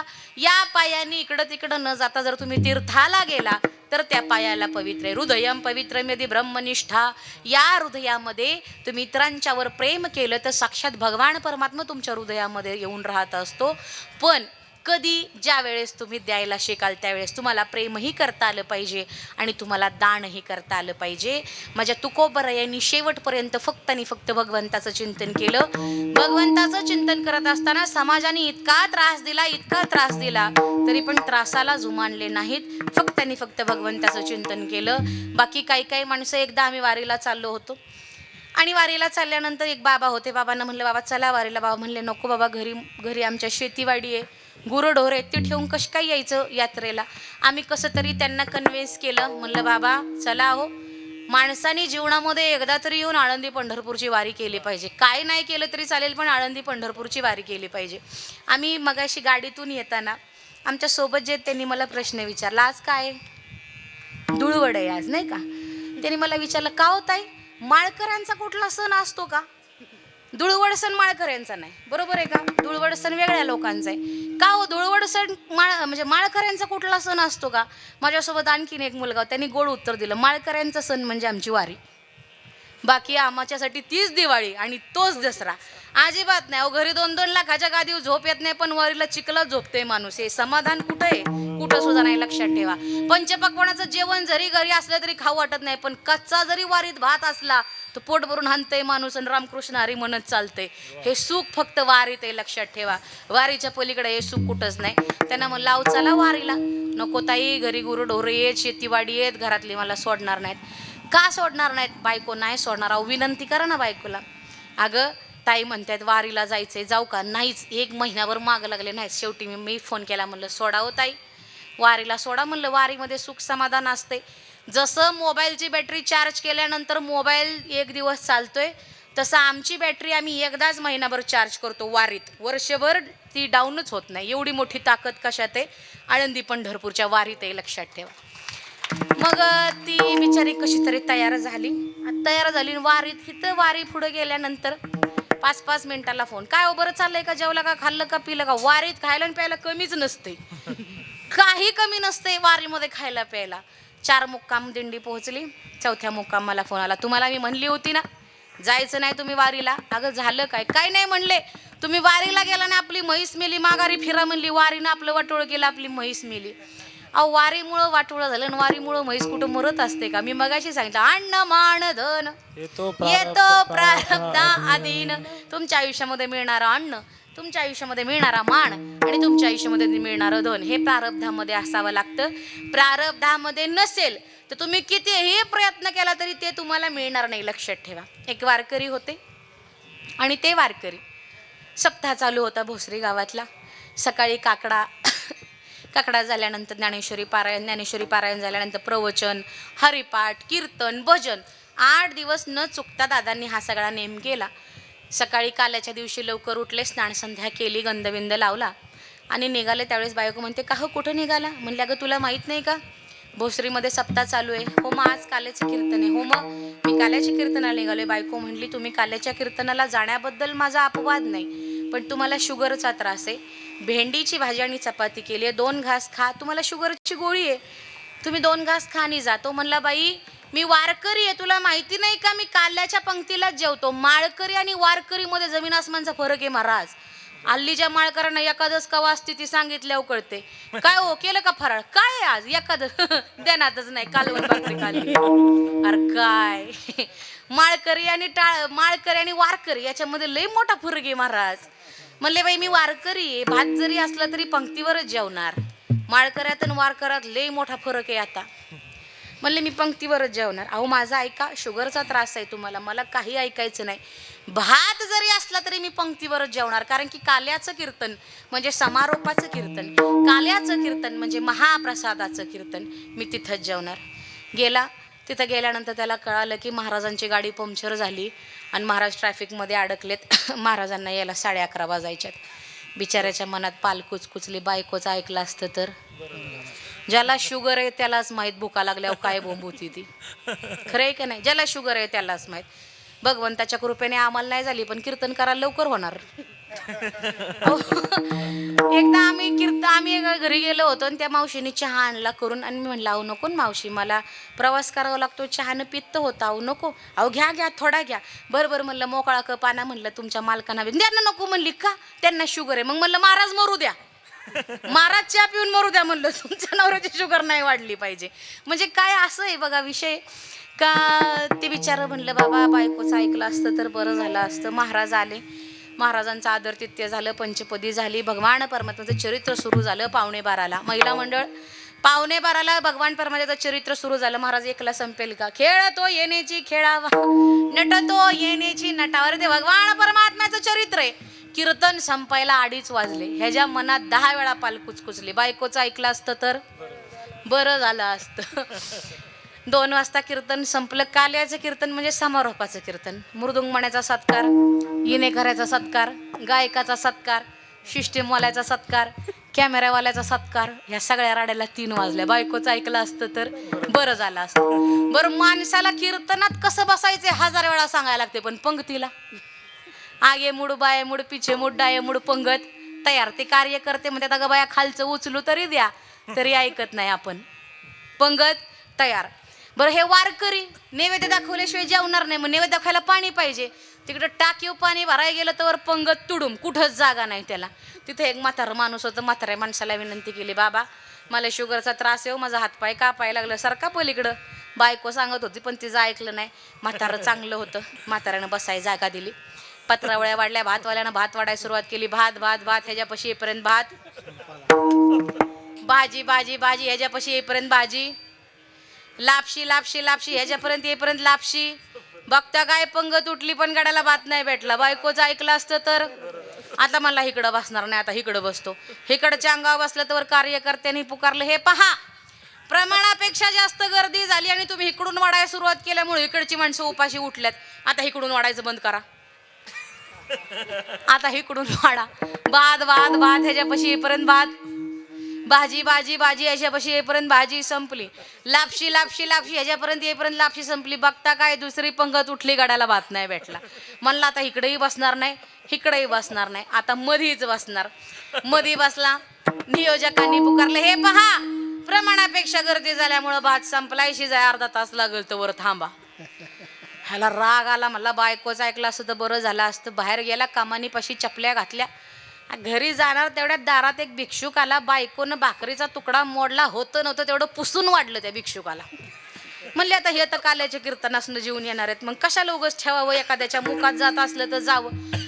चप्पल काढली, हातपाय धुतला आणि म्हणला वाढ जेवाय. वाढ जेवायला सकाळी जेवा म्हणले तर गेला. हा वाक्य पूर्ण केलंय तुम्ही. सकाळी वाढ म्हणली तर गेला. पण काळजी करू नका, बिचारी सात्विक होती. 1 मिनिटात स्वयंपाक करते म्हणली. एका गॅसवर भाकरी केली, एका गॅसवर शेंगदाण्याची आमटी केली, ताटात वाढलं, कांदा लिंबू पापड बिपड वाढलं. ह्या सगळ्या राड्याला 5 वाजल्या.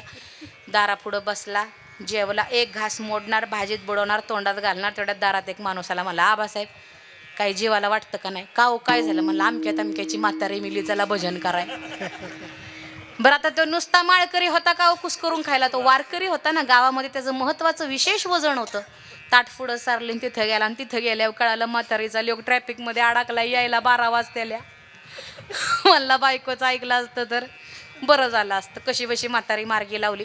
बायकोच्या मनात हुरहुर, बाया माझा नवरा सकाळपासून उपाशी. म्हणून तिनं 4 प्रकारच्या चपात्या, 4 प्रकारचं भात, 4 प्रकारच्या भाज्या ताटात बसत नव्हतं. बिचाऱ्यानं परातीत वाढलं. म्हणली आले आल्यात जेवाय वाढणार. म्हणली नवरा माझा सकाळपासून उपाशी. पाणी बिणी गरम करायला ठेवलं. नवराला आंघोळ केली, जेवण वाढलं. अगं कशाला गं एवढं करायचं, कशाला म्हणजे सकाळपासून तुम्ही एवढं उपाशी. तू जेवले का. हो मी कुठली व जेवते, तुम्ही जेवल्याशिवाय मी जेवती का. बरं आण सगळं बाहेर. बरं ती काय चिटकीन या राजाराणीचा स्वयंपाक होता का, 1 भाकरीने 1 कालवण आणलं, हलवीत आणि वाढलं. ती सगळा पसारा बाहेर आणायला त्या बिचारीला 1 अर्धा तास गेला. जेवण वाढलं, नैवेद्य दाखवला, मोडणार खाणार. तेवढ्यात बाई म्हणली, बाई ग माझ्या नवऱ्याच्या नशिबात सकाळपासून ग आण नाही. बघावं तरी किती वाजल्यात. घड्याळ्यात 12 आणि घड्याळाच्या खाली कॅलेंडर एखादंच चालू. बरं ते काय आपल्यासारखं होतं का अर्ध डोळं झाकून खायला. ते नियमाचं वारकरी होतं. ताट पुढं सारलं आणि झोपलं. विनोदाचा भाग सोडा. पुढ्यात अन्न किती वेळा आलं हो, पण इथं घालण्याची सत्ता इथं पाहिजे. आपला याच्यावरती विश्वास नाही, लक्षात ठेवा. इथं 1000 वेळा येईल, पण इथं जाण्याची सत्ता नशिबामध्ये पाहिजे. म्हणून अन्न मान धन येतो प्रारब्धाधीन. तुमच्या नशिबात असेल ते तुम्हाला मिळणार आहे राजा हो, पण तुमच्या नशिबात नसेल ते तुम्हाला मिळणार नाही. अगणित त्रास रामेश्वर भट्टांनी तुकोबरायांना दिला, पण ज्या वेळेस सगळ्याच्या सगळ्या वयावरती आल्या त्यावेळेस तुकोबराय काय आहेत हे रामेश्वर भट्टांना कळालं आणि त्याची महती रामेश्वर भट्टांनी शेवटच्या चरणात सांगितली. म्हणे रामेश्वर भट तुझा, म्हणे रामेश्वर भट तुझा, म्हणे रामेश्वर भट तुझा, म्हणे म्हणे रामेश्वर भट तुझा. तुका विष्णू नाही तुझा, तुका विष्णू नाही तुझा. धन तुकोबा समता, धन तुकोबा समता. तुका विष्णू नाही तुझा, तुका विष्णू नाही तुझा. धन्य तू वास, हे धन्य तू वास. जेणे केला पुरुषार्थ, हे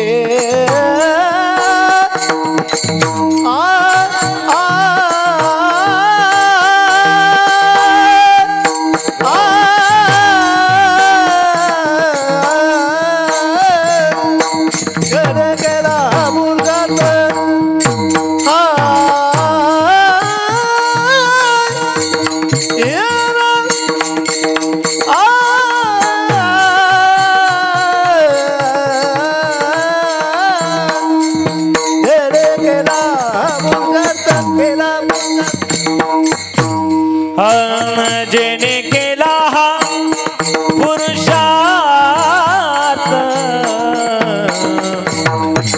जेने केला हा पुरुषार्थ, जेने केला जेने केला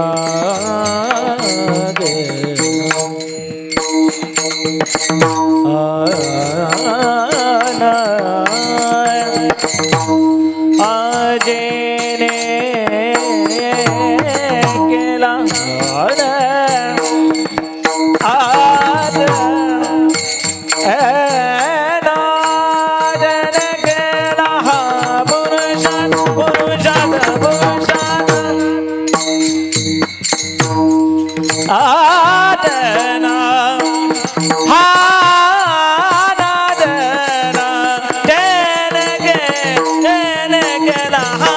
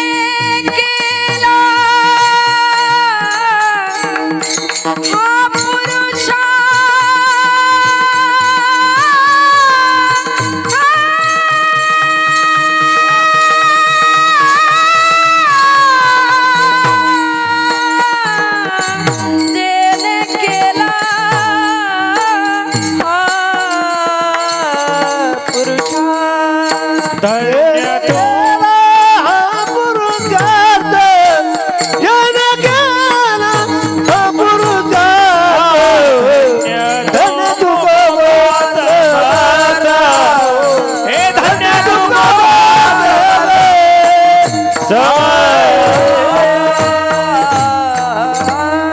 मने रामेश्वर भट्ट द्विजा तुका विष्णू नाही दुजा धन्य तुकोबा समर्थ जेने केला हा पुरुषार्थ विठोबा रखुमाई रखुमाई हो बार खोमा हो बार खोमा हो बार खोमा हो बार खोमा विठोबा रखुमाये रखुमाई विठोबा रखुमाये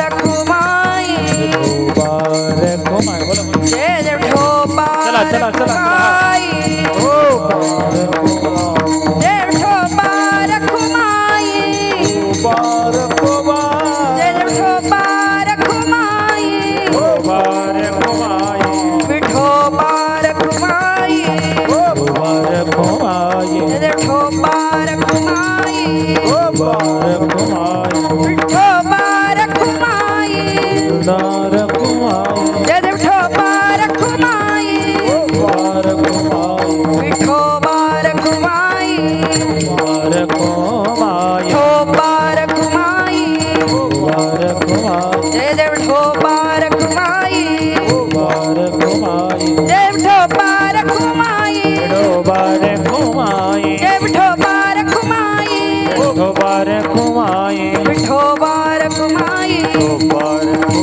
विठोबा रखुमाये विठोबा रखुमाई विठोबा रखुमाये विठोबा रखुमाई तुकाराम तुकाराम नाम घेता कापे यम धन्य तुकोबा समर्थ जेने केला हा पुरुषार्थ यथामती यथावकाश नियोजित वेळेत अभंगाचा भावार्थ तुमच्यासमोर मांडण्याचा प्रयत्न केला.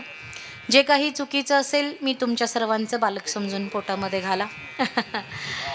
जे काही योग्य असेल ते माझे गुरु वैकुंठवासी हरिभक्तपरायण सुभाष महाराज गाडगे भाऊ यांचा आशीर्वाद म्हणून मी या जागेवरती बोलू शकले. ज्यांच्या माध्यमातून इथे येण्याचं सौभाग्य लाभलं ते आमचे नातेपुतीचे असणारे ओमसाई यूट्यूब चॅनेलचे चैतन्य दादा.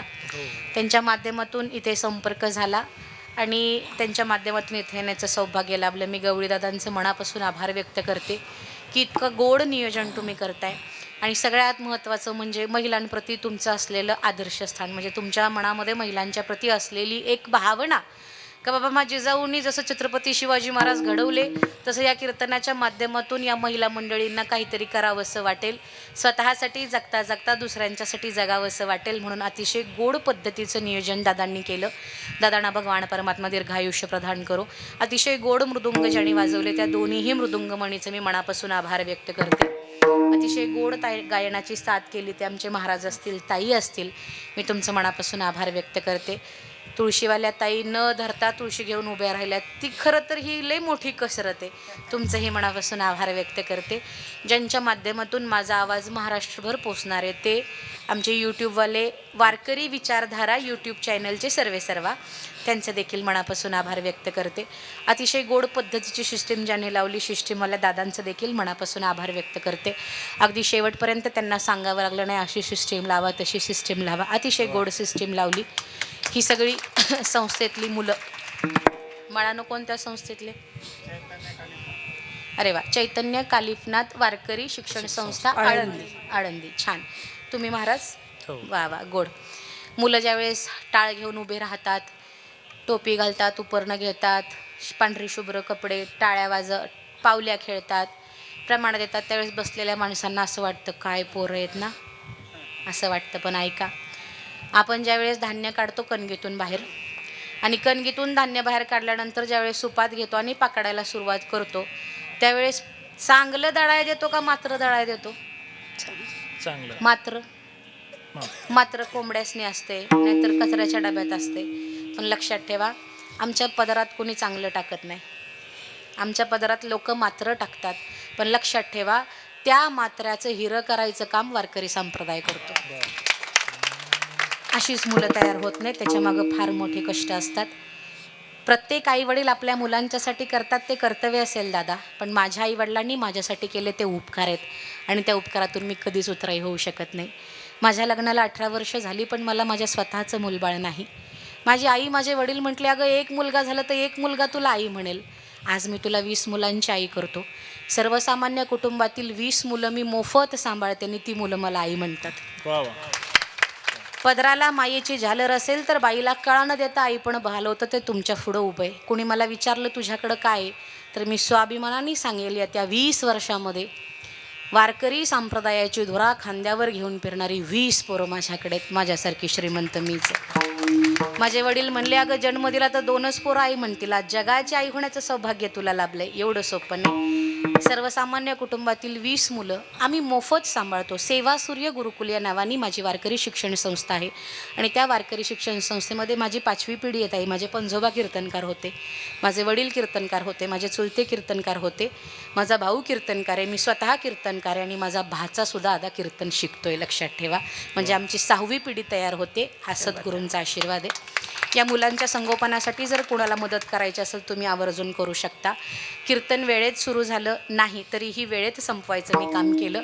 शेवट गोड व्हावं म्हणून सगळ्यांनी भजन करायचं. हे जरी नाही काल इको द्या दुसरा येईल, हे जरी नाही काल, हे जरी नाही काल बघ दुसरा येईल, हे जरी नाही काल सरत शेवटी मा काळ बांधून नेईन, सरत शेवटी मा काळ बांधून नेईन, हाताने टाळी सरत शेवटी बा काळ बांधून नेईल, सरत शेवटी बा आय का जनार्दन इको आमचे काय बाजाईल, एका जनार्दनी बा मुझे काय वाजाईल, पिंगळा पिंगळा पिंगळा पिंगळा पिंगळा पिंगळा पिंगळा महाद्वारी बोल बोली तो देखा पिंगळा महाद्वारी, हे पिंगळा महाद्वारी बोली बोलत देगा पिंगळा महाद्वारी, पिंगळा महाद्वारी बोल बोली तो देखा पिंगळा महाद्वारी,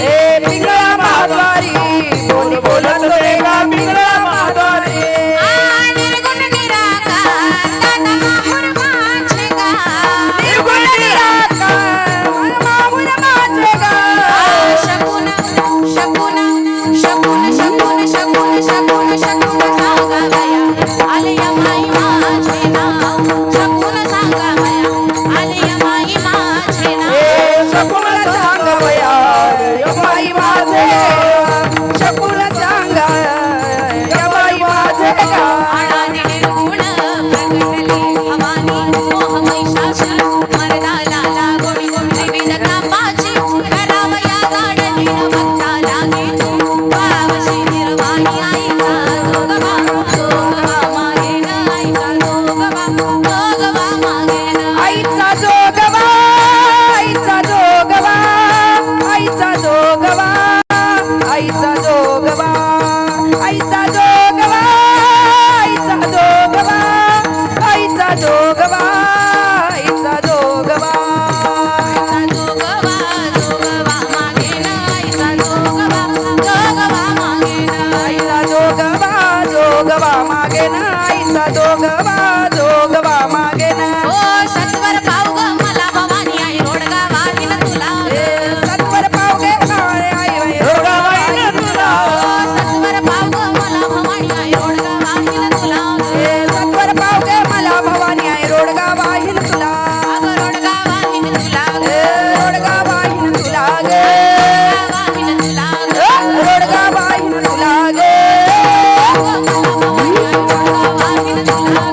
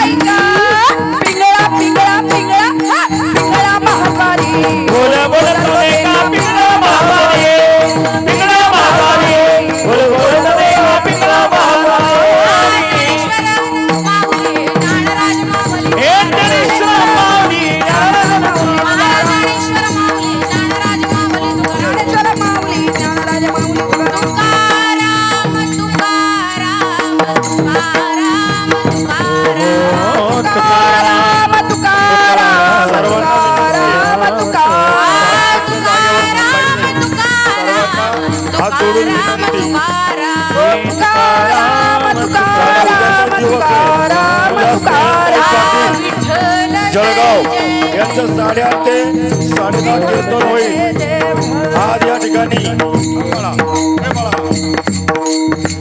आज या ठिकाणी हरिभक्तीपरायण गाडगेताई यांनी विश्ववंदनीय जगद्गुरु संत श्रेष्ठ तुकाराम महाराजांचा महिमा शत्रूंनी कसा महिमा केला. रामेश्वर भट्ट वाघोलीचे 18 गावचे परांतर होते, परंतु रामेश्वर भट्टांना कोपला पाटील गावची ही लोक आता माझं भीक कोण घाली. देवगावच्या पाटलांनी रामेश्वर भट्टांकडनी तुकोबरायांचा छळ केला, पण त्याच रामेश्वर भट्टांनी 12 वर्ष तुकोबरायांची सेवा केली. म्हणे रामेश्वर सकाळपासून गेला तो विमानी बैसोनिया. आज ताईने प्रत्यक्षात बीजेच्या निमित्ताने जगद्गुरु तुकोबरायांचं महिमान केला. ताई अतिशय उत्कृष्ट असं आपण कीर्तन सेवा केली.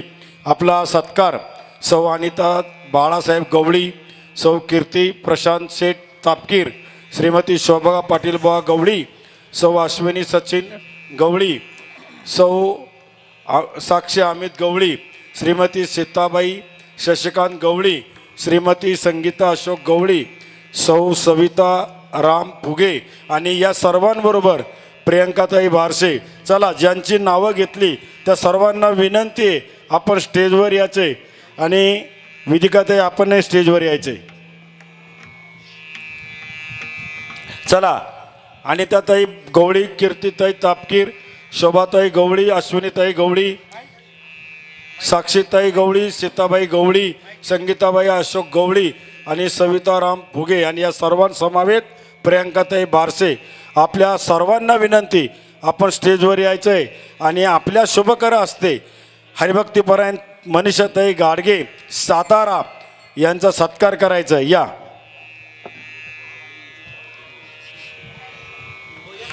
अतिशय महत्त्वाचं आपल्या आधारस्तंभ पंडित आबा गवळी यांनी ताईंच्या संस्थेला 11,000 रुपयाची देणगी दिली. जोरात टाळ्या वाजवा. मी नेहमी सांगतो आबांचं, कारण आबांबरोबर मी गेली 10 वर्ष फिरतोय. आपल्या हिराबाई रामभाऊ गवळी यांच्या स्मरणार्थ ताईंच्या मुलांसाठी ताईंसाठी 11,000ची देणगी दिली. पुन्हा एकदा जोरदार आपले अन्नदाते आहेत ते महाप्रसादाचे आबांचं खूप खूप अभिनंदन आणि धन्यवाद आबा.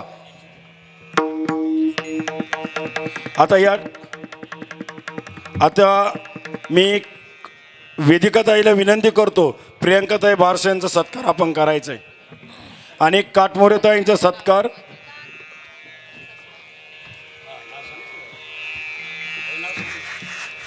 या काटमोरेताई सत्कार करा प्रियंकाताईचा. फुगेताई यावरती, नंदाताई फुगे, सोपन महाराजांच्या सौ. चला, सर्व भगिनींना ज्यांना आज खऱ्या अर्थानं गेली 2 दिवस कल्पनाताई गवळींनी जेवण वारकऱ्यांना दिलं महाप्रसाद, त्यानंतर काल सुजाताताई चव्हाण आणि आज एकट्या हिरकणी वेदिकाताई गवळी, सर्व वारकऱ्यांना त्यांनी अतिशय उत्कृष्ट असं भोजन दिलं. ताईंचे खूप खूप आभार आहे. या ठिकाणी सीताबाई शशिकांत गवळी या ताईंनी 500 रुपया अन्नदानासाठी दिलेत. बघा, त्या ताईंकडे बघितल्यानंतर आपण निश्चितच 10 पट दिले पाहिजे. शशिकांत सीताबाई गवळीताईंनी 500 रुपये दिले. कडुसकर साहेब, आपण त्यांना पावती द्या, दरा 500 रुपये. संगीताताई अशोक गवळी यांनी 500 रुपये दिले. कडुसकर साहेबांना विनंती, हे 1000 रुपये घेऊन त्याच्या पावत्या द्या.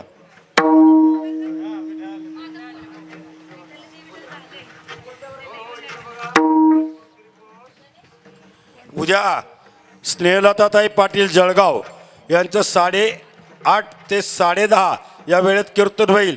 त्या अगोदर आज काटमोरेताईने उत्कृष्ट असं भजन केलं. उद्या हे स्वयंभू गणेश मंडळ भजनी मंडळ यांचं भजन होईल. विठ्ठल जय जय.